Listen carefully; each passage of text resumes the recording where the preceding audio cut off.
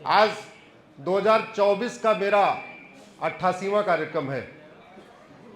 88वां जिला है, कार्यक्रम तो ज्यादा है, 88वां जिला है। 2023 में मैं 115 जिलों में गया था, 2022 में 90 जिलों में गया था। इस वर्ष अब तक 110 जिलों का प्लान तय हो चुका है दिसंबर तक।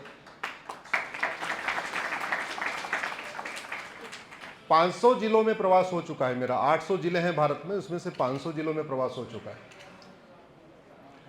Monday to Friday Supreme Court, और फ्राइडे की शाम को बाहर। सैटरडे संडे में 3 कार्यक्रम करते हैं। फिर गर्मी की छुट्टियों में पूरे महीने कार्यक्रम करते हैं, ठंडी की छुट्टियों में पूरे महीने कार्यक्रम करते हैं।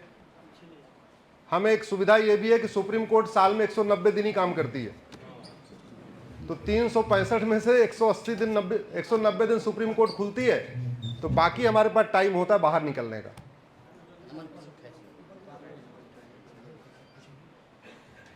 कल सुप्रीम कोर्ट में मेरी एक पीआईएल पे सुनवाई है।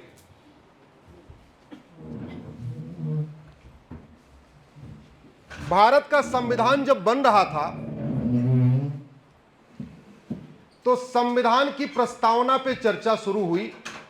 पहली बार चर्चा हुई 1946 में। जब संविधान सभा बनी तो सबसे पहली चर्चा यह हुई कि चेयरमैन कौन बनेगा। तो पहली बैठक में तय हुआ कि डॉक्टर राजेंद्र प्रसाद चेयरमैन बनेंगे, और जो दूसरे दिन चर्चा हुई कि संविधान की प्रस्तावना क्या होगी।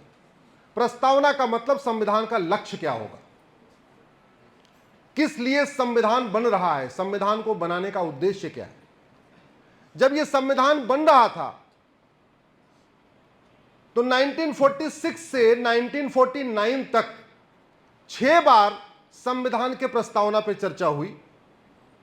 6 बार की चर्चा में 3 बार यह प्रस्ताव आया कि भारत के संविधान में सेकुलर शब्द जोड़ दिया जाए, और 3 बार पूरे दिन भर चर्चा होने के बाद वो प्रस्ताव रिजेक्ट कर दिया गया कि नहीं, भारत के संविधान में सेकुलर शब्द नहीं जोड़ा जाएगा। सेकुलर विदेशी कॉन्सेप्ट है, हम धर्म सापेक्ष लोग हैं, हम धर्म के रास्ते पे चलने वाले लोग हैं, ये सेकुलरिज्म वगैरह ठीक नहीं है, ये बाहर ही रहे, ठीक रहे, यहां की जरूरत नहीं है।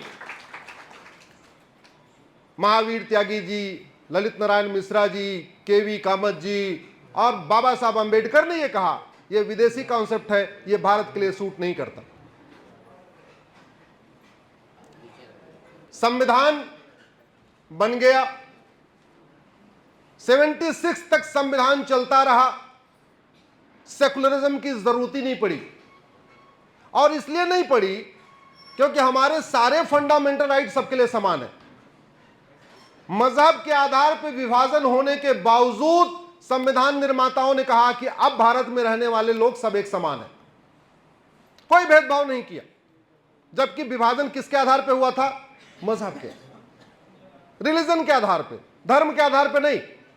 आप लोग शब्दों का चयन ध्यान से किया करिए।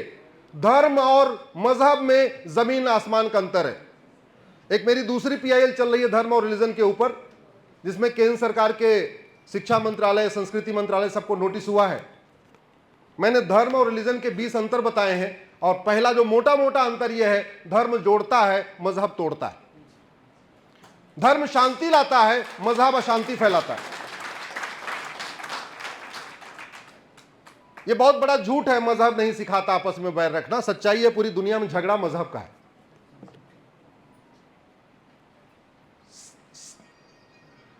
मार्च 76 में लोकसभा का टेन्योर पूरा हो गया।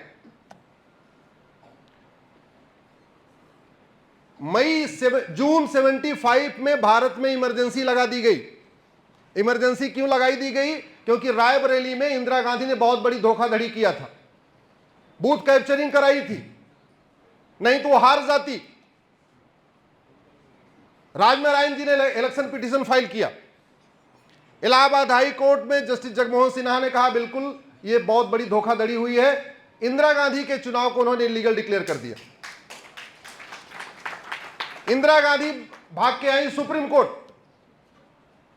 12 जून 1975 में हाई कोर्ट का फैसला आया। 13 जून को सुप्रीम कोर्ट आती है, सुप्रीम कोर्ट ने 1 हफ्ते 10 दिन सुनवाई किया।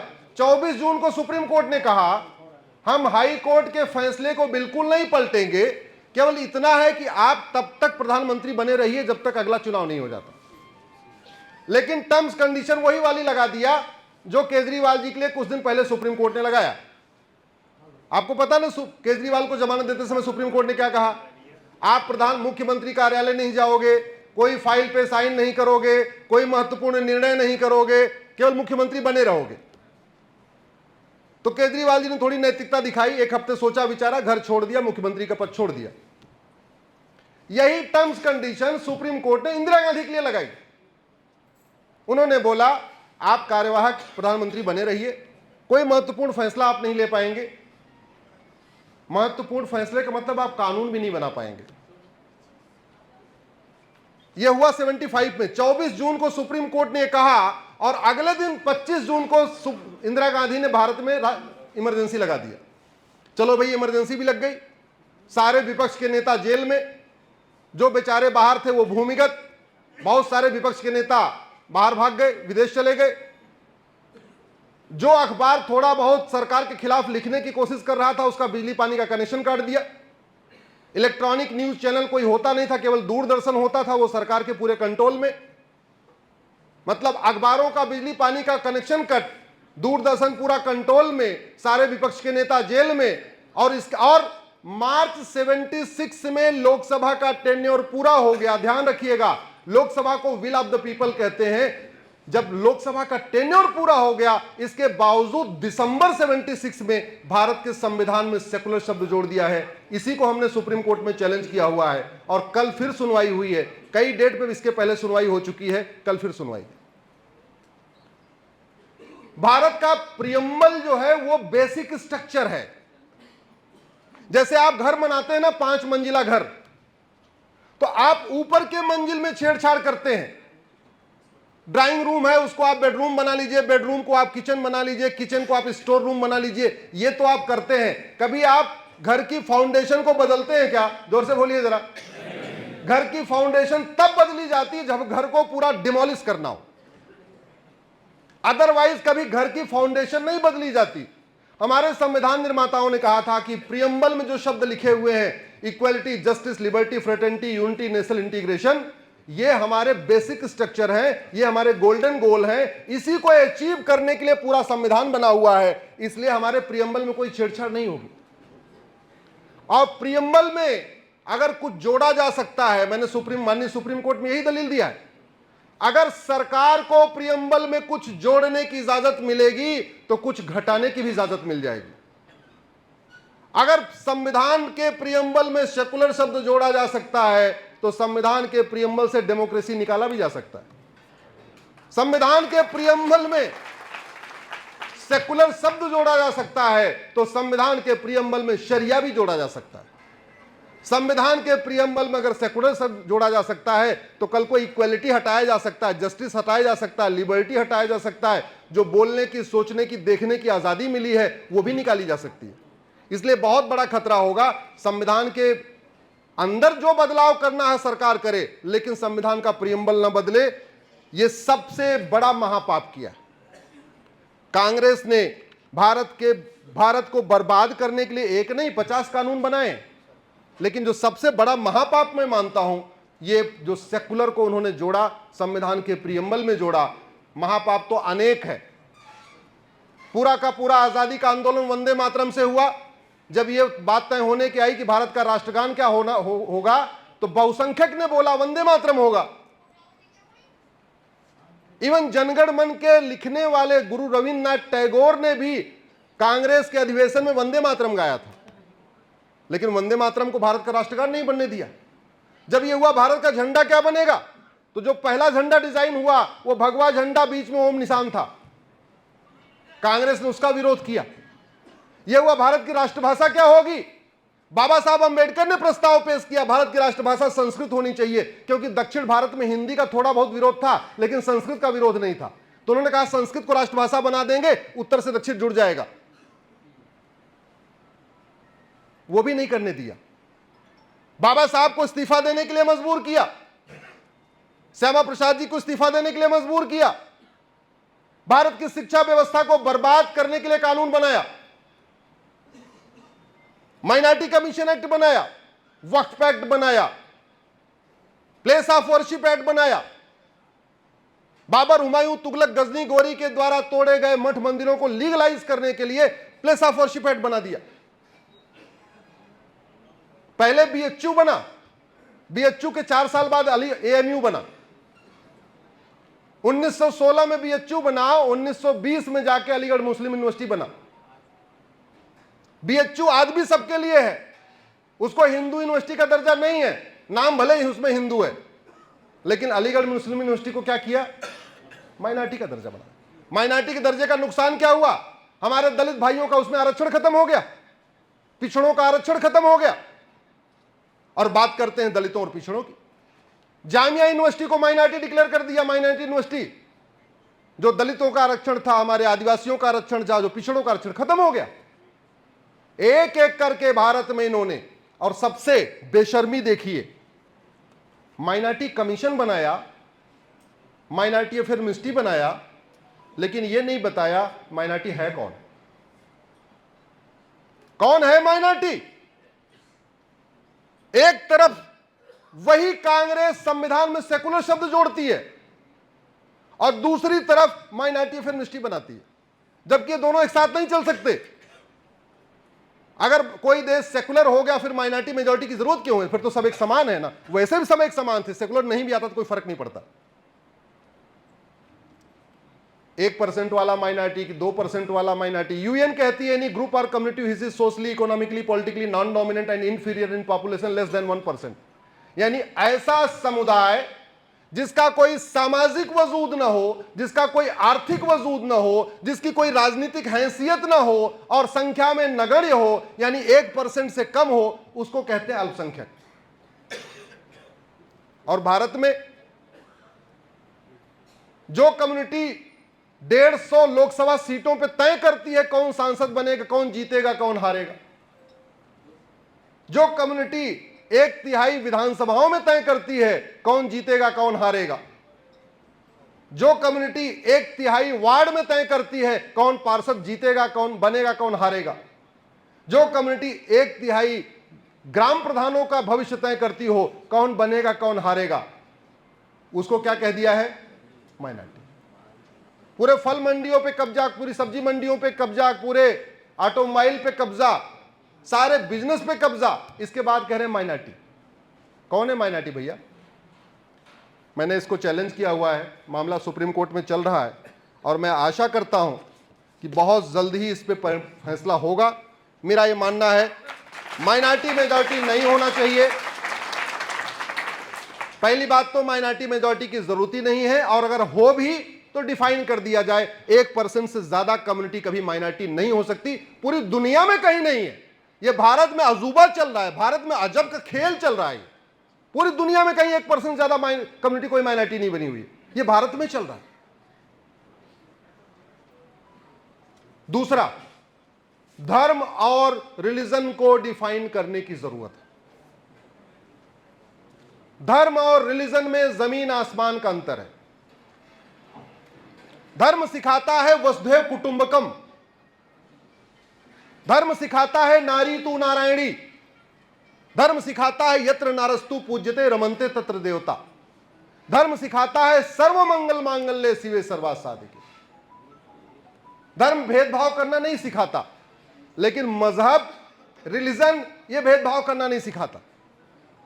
हम लोग जो अपने कथा के बाद में बोलते हैं धर्म की अधर्म का प्राणियों में विश्व का, कभी हम बोलते हैं हिंदुओं की जय हो, गैर हिंदुओं का नाश हो, हिंदुओं में सद्भावना हो, हिंदुओं का कल्याण हो, बोलते हैं क्या? बोलते हैं क्या? दूसरी तरफ जो मजहबी तकरीरें होती हैं उसमें यह बात कही जाती है हमारे मजहब की जय हो, जो हमें नहीं मानता उसका नाश हो, हमारे मजहब के लोगों में भाईचारा हो और हमारे मजहब का कल्याण हो, पूरी दुनिया में हमारा मजहब छा जाए। हमने कभी कहा कि पूरी दुनिया हिंदू बन जाए? बोला क्या? कहीं भगवत गीता में लिखा है, कहीं वेद में लिखा है, कहीं रामचरितमानस में लिखा है? नहीं। जब नहीं लिखा है तो वेद, कुरान, बाइबल को आप एक प्लेटफॉर्म पे कैसे तौल रहे हैं, एक तराजू पे कैसे तौल रहे हैं भैया? कैसे तौल रहे हैं? इसलिए सरकार को नोटिस अभी हुई है। मैंने कहा प्राइमरी के सिलेबस में एक चैप्टर होना चाहिए कि धर्म क्या है और मजहब क्या है। मजहब कहता है समानता, लेकिन सब नहीं, यूनिवर्सल इक्वलिटी नहीं, इक्वलिटी अमंग रिलीजन। मजहब कहता है जस्टिस एमंग रिलीजन, मजहब कहता है फ्रेटर्निटी एमंग रिलीजन। वो सब कुछ जो कहता है वो एमंग रिलीजन कहता है। जो नहीं मानता उसको तो मारो, पीटो, कुछ भी कर दो, घर जला दो, कुछ भी कर दो, सब चलेगा। धर्म ये सिखाता है क्या? नहीं। चूंकि धर्म और रिलीजन को परिभाषित नहीं किया, धर्म क्या है, रिलीजन क्या है, इसका अंतर नहीं बताया, तो संविधान की व्याख्या करने वाले माननीय सुप्रीम कोर्ट के जजों से बहुत सारी गलती हो गई। माननीय सुप्रीम कोर्ट के जजों ने धर्म को रिलीजन समझ लिया, रिलीजन को धर्म समझ लिया। माननीय सुप्रीम कोर्ट के जजों ने आर्टिकल 28 का यह इंटरप्रिटेशन किया। आर्टिकल 28 कहता है रिलीजियस किताब नहीं पढ़ानी है सरकारी स्कूल में, लेकिन रिलीजियस किताब बाइबल और कुरान है। वेद, पुराण, भगवत गीता और रामायण रिलीजियस किताब नहीं है, ये तो धार्मिक ग्रंथ है। और धार्मिक ग्रंथ पढ़ाने पे कहीं बैन नहीं किया हुआ है। संविधान खोल के पढ़िए, आर्टिकल 28 कहता है रिलीजियस किताब नहीं पढ़ाना, रिलीजियस एजुकेशन नहीं देना। अष्टांग योग रिलीजियस एजुकेशन नहीं है। भगवत गीता कोई रिलीजियस किताब नहीं, वो धार्मिक ग्रंथ है। पहले ये अंतर हमें सब स्पष्ट होना चाहिए, धर्म और रिलीजन में क्या अंतर है। ऐसे पूजा और प्रार्थना में अंतर है, और पूजा स्थल और प्रार्थना स्थल में भी अंतर है। प्लेस ऑफ वर्शिप और प्लेस ऑफ प्रेयर में अंतर है।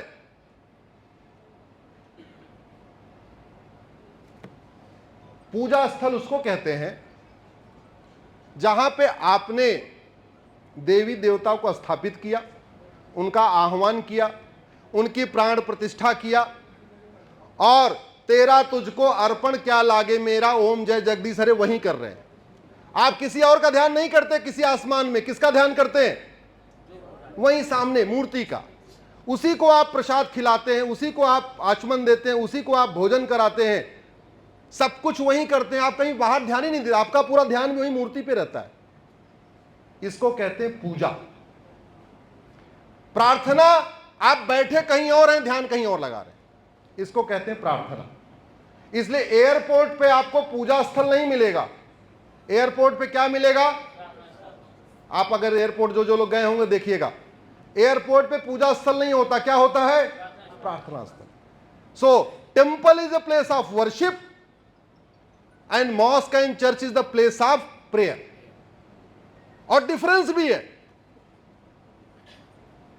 मंदिर में सर्व मंगल मांगल्य, सबका कल्याण हो, वो आस्तिक हो या नास्तिक हो, वो शैव हो, सिख हो, जैन हो, बौद्ध हो, सबका कल्याण हो। प्रार्थना स्थल में ये नहीं मांगी जाती, ये बात नहीं होती। बस हे प्रभु, जो तुमको मानता है उसका कल्याण हो जाए, बाकी का तो। This is the difference between place of worship and place of prayer. पूरी दुनिया में झगड़ा का कारण ही यही है। पूरी दुनिया में झगड़ा का कारण ही यही है। मजहब ही सिखाता है आपस में बैर।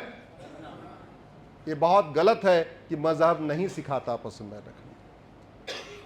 अफगानिस्तान का झगड़ा किसका है? धर्म का है या मजहब का है? धर्म युद्ध एक बार हुआ था आज के 5,500 साल पहले। उसके बाद जितने युद्ध हो रहे हैं वो कौन से युद्ध हो रहे हैं? मजहब के हो रहे हैं। कुरुक्षेत्र में धर्म युद्ध हुआ था, बाद वाले क्या हो रहे हैं? मजहबी युद्ध हो रहे हैं। ये डिफरेंस है।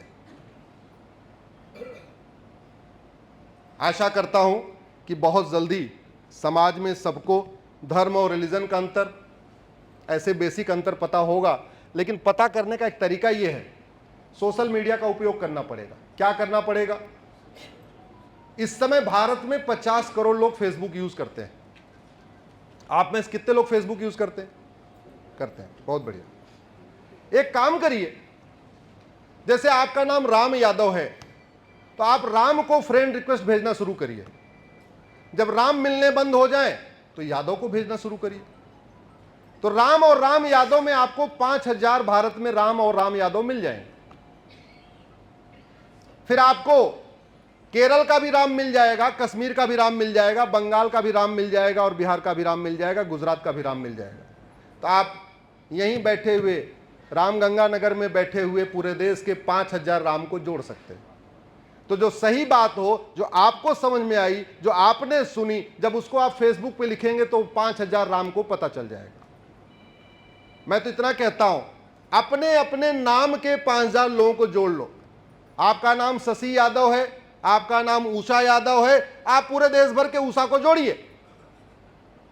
और मैंने फेसबुक को इसलिए विशेष रूप से कहा, ट्विटर पे 5 करोड़ लोग हैं और फेसबुक पे 50 करोड़ लोग हैं।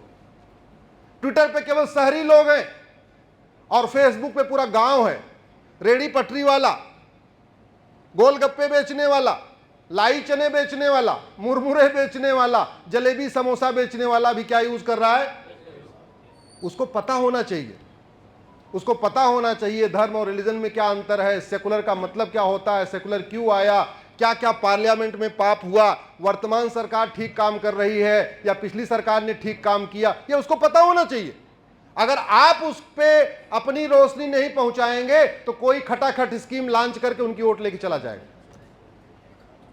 कोई उनको झूठ बोल के, कोई कुछ करके। दूसरा,